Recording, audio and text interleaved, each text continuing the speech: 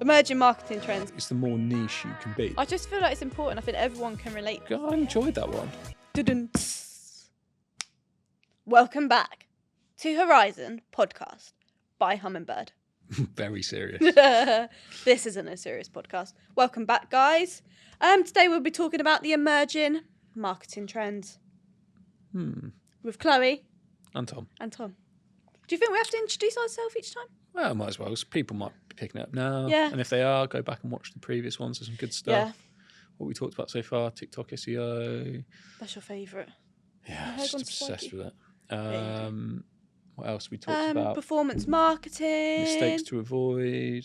Lots of mistakes to avoid. That was a 1 and 2-parter. It was. It was a good one, that one. Yeah. There's some good stuff. There's some, go back and have a Nice listen. little nuggets of, what do you call them? Golden nuggets of information. Yeah, if you like it, like it. If you don't, like it. Share it with your mum. Share it with your nan. Actually, they don't want to know. Share it with people with interest. But stop talking rubbish now. Let's get into it. Emerging marketing trends. Shout out followers. Shout out followers. Shout out Hummingbird. Shout out D. Who do you want to shout out? Nescafe. Thanks for sponsoring this episode. Sponsoring. Not. Anyway. One day. Stop messing around. It's not about this. It's not about us. It's not about Nescafe. Emerging marketing trends. Come on. Yeah. There's a few things that we're going to cover.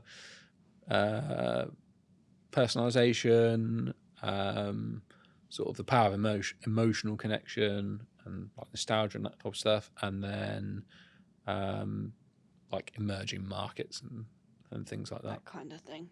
So I think personalization is a really interesting thing. I was thinking about personalisation the other day because I feel like it would have impacted my name. So I was meant to be called Chloe with a K, but Mum never called me Chloe with a K because you couldn't get your name on anything. And I feel like if like personalisation was such a massive trend as it was now, back in the day, I would have been Chloe with a K. Yeah. Do you know what I mean? I know it's got like a different like personalisation, but it's come from that. Do you know what I mean? Like everyone wants something that's personalised to them, a unique experience. Yeah, true. Yeah, because I think life's all about like experiences, isn't it, really? So you need to make it like as relevant to that as possible person, and that's when it comes down to like we were saying in some of the previous episodes about like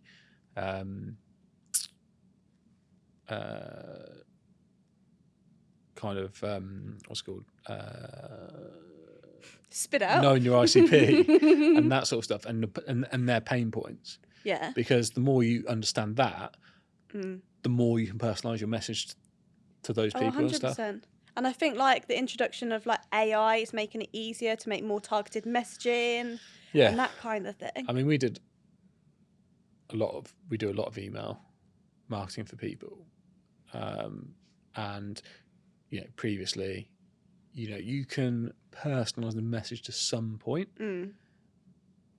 But if you're sending out 1,000 emails, they would all be effectively the same email with a few different fields and that type of thing. Like now we have the ability to make every email unique to that person.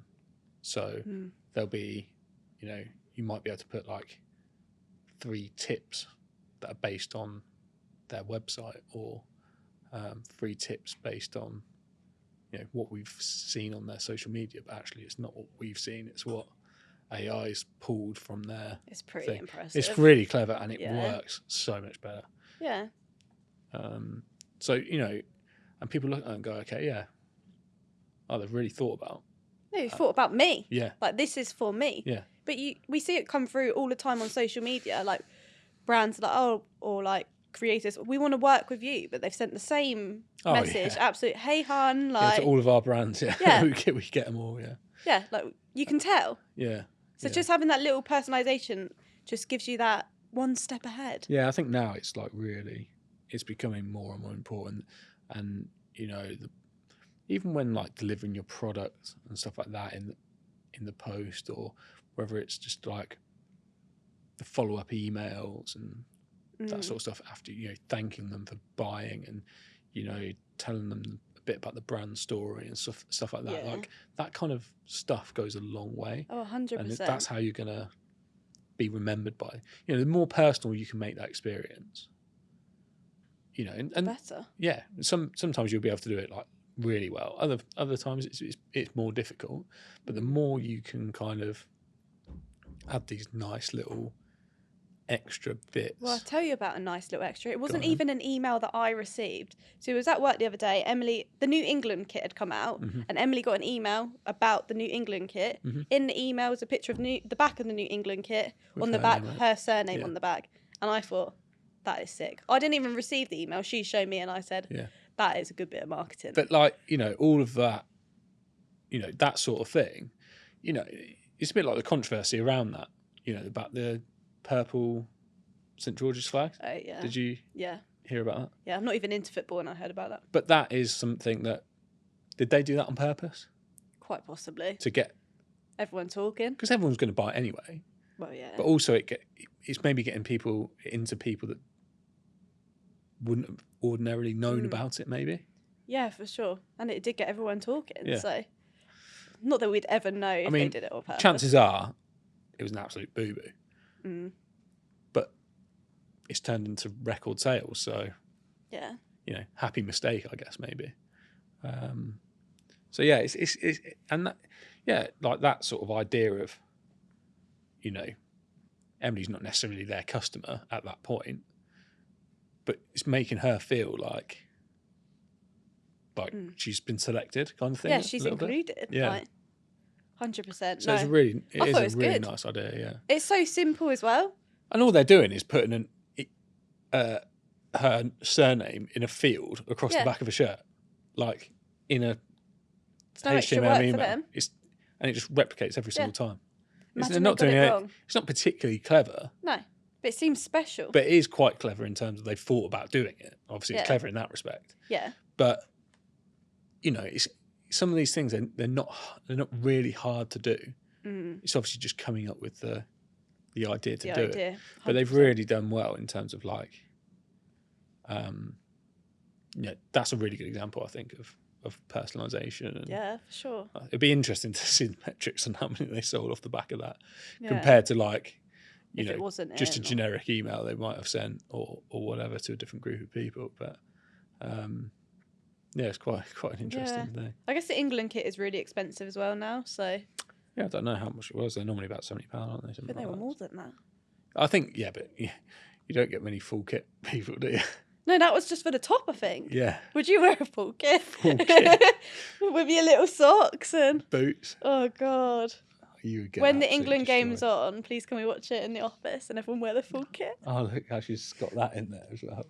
I'll get it on record. Yeah. Lucy's not answering. You're like a politician now. No, we're watching it. I'm having the day off, so do it. Are you? Yeah. Fair enough. Thanks for that. Thank me later, Hummingbird team. Thank me later. Should we do a jingle game? Should we do the jingle game? Squeeze if you think yes.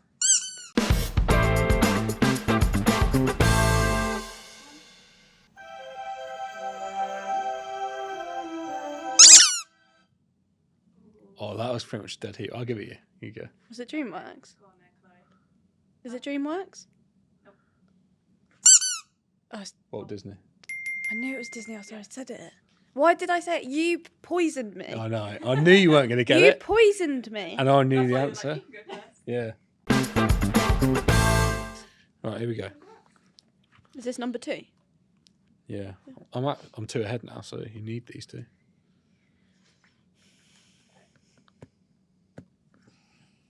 Right. 3, 2, 1. Haribo. Can I get the clean sweep this time? But white, sir. Let's just play it. 20th Century Fox. Yes. 3-0. Oh.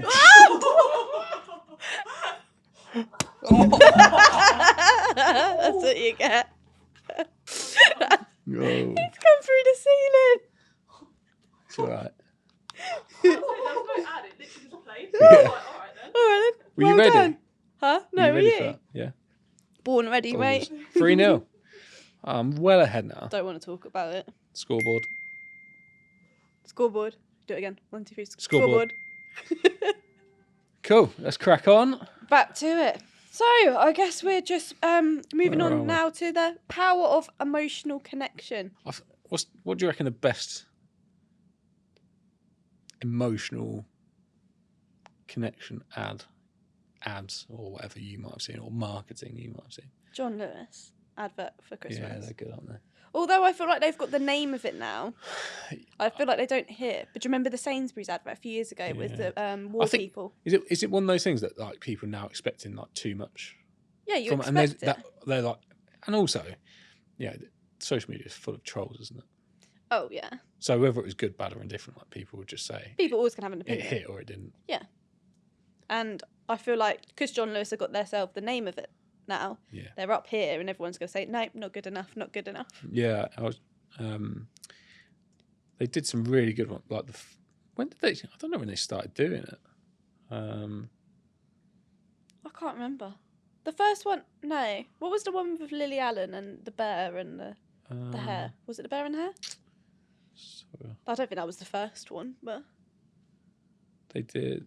So Man on the Moon, didn't they? That was one of them. There's the Monty Python one. what was that The one? Bear in the Hair. That's That the one I just said, yeah. Lily Allen. That's rated number 8, according to Number this. 8. Yeah.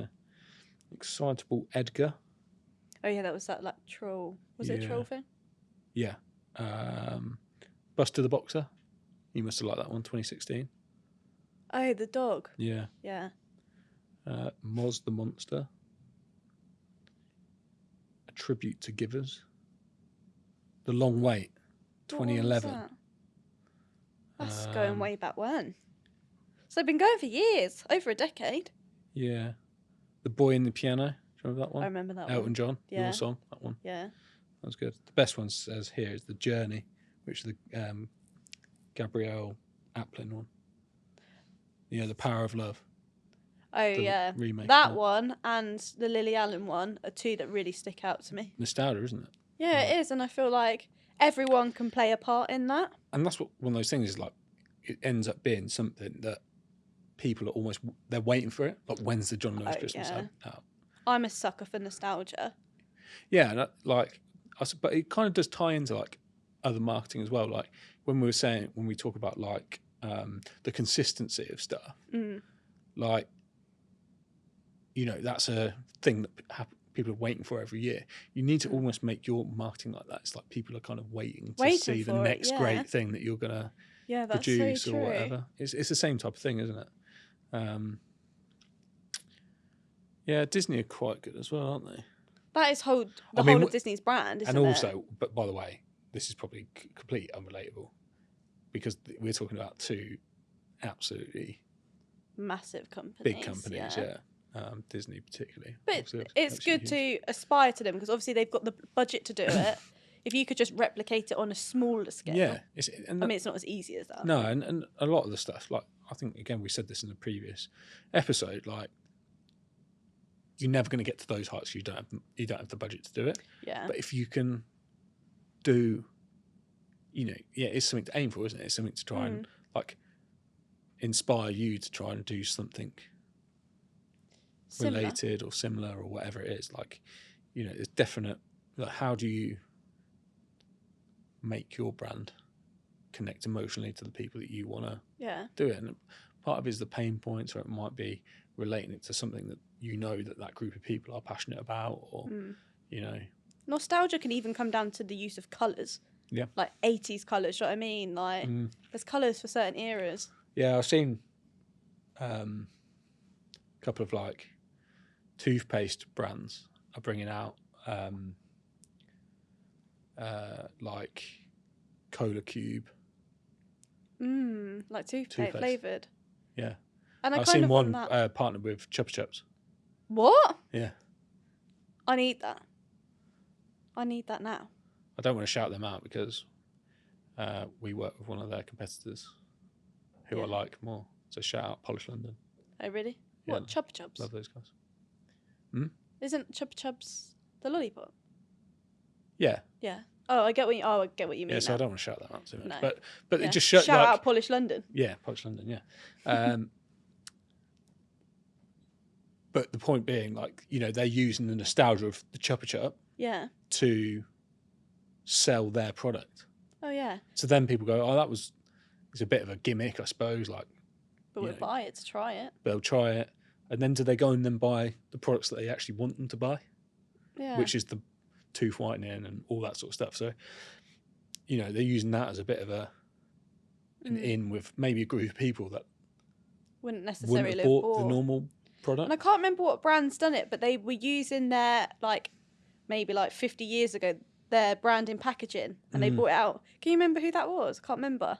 No. I don't know if it was like Heinz Beans or something. I might be making that up. No, but like you see it in football sometimes as well, don't you? Where, you know, they'll wear a retro kit. Yeah, the vintage shirt or something. Yeah. Centenary game or something like that. Yeah. They do things like that. But also going back to that sort of idea of other, you know, nostalgic brand or whatever and partnering with them or brand collaboration or whatever it is, you know, that's something that someone's likely to gift to someone else. Oh, yeah. My sister loved Chupa Chups. So you buy her the product and then maybe then she uses the product, thinks it's good, bad or indifferent, but then goes on the website and then she ends up buying something else. So you've almost like, you know, you've got into a whole different group of people that you weren't necessarily targeting in the first place. 100%. If my mum saw something Oreo, she always picks it up for me. Shout out, mum. So do you know what I mean? It's that kind of thing. If there was an Oreo toothpaste... The shout out thing's killing me. But be sure that my mum would be buying that for me. Honestly. Yeah. I mean, I always say to Hannah's mum, like, we'd be like, I love, I don't know, like Cocoa Pops or something. And then, like, for the next 6 months, she will, like, buy Cocoa Pops constantly for us. Really? Yeah. Does that ever happen to you? Like, yeah, you say all the that to time. someone and they're like, we're just popping round now. You know, to see you, and then box of Cocoa Pops. I just don't actually like Cocoa Pops anymore. Oh, that cracks me up. Lewis always says that to me. He's like, do you still actually like Oreos? I'm like, I actually really like Oreos. And he's like, well, good, because your mum always buys them for you. I was like, yeah, I do like them. With a good glass of milk.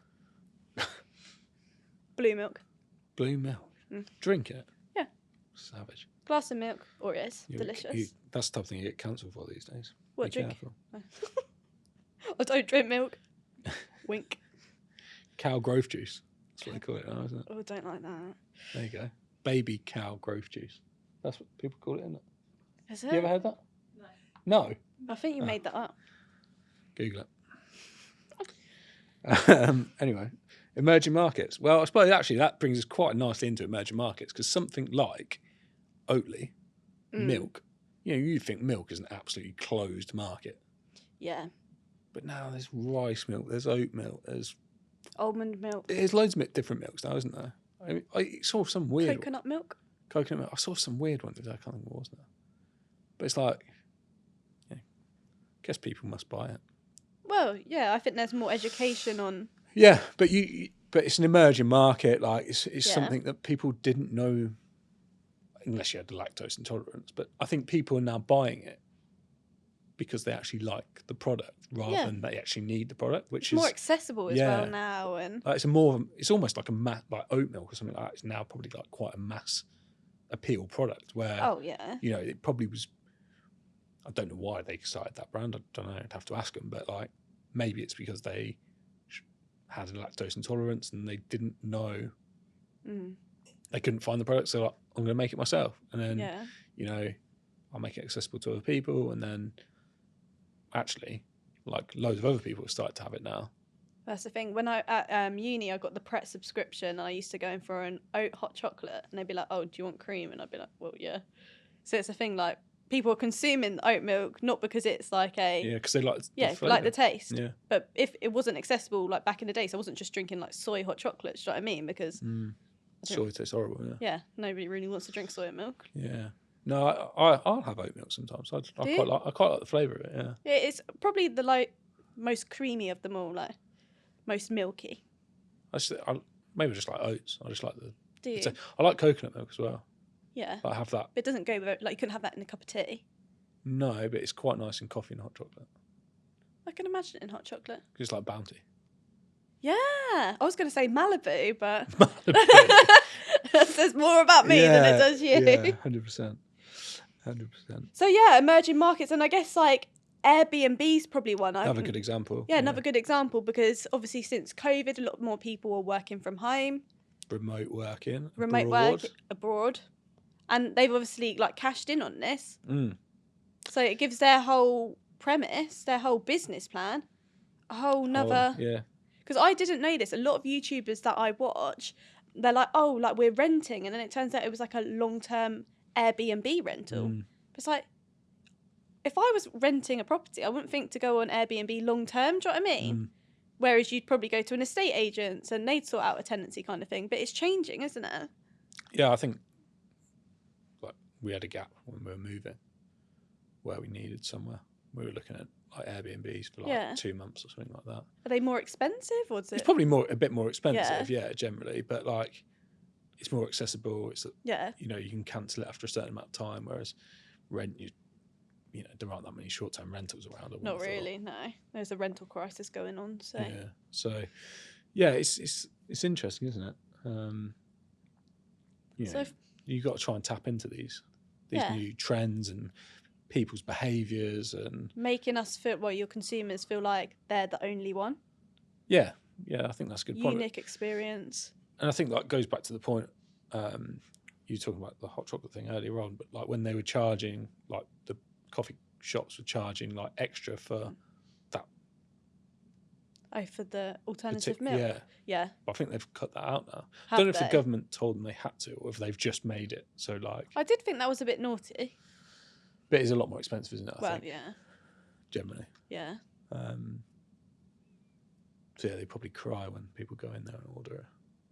Yeah, now they've just got to absorb the cost. Yeah. But I guess it just comes to like looking at your customer journey. Yeah.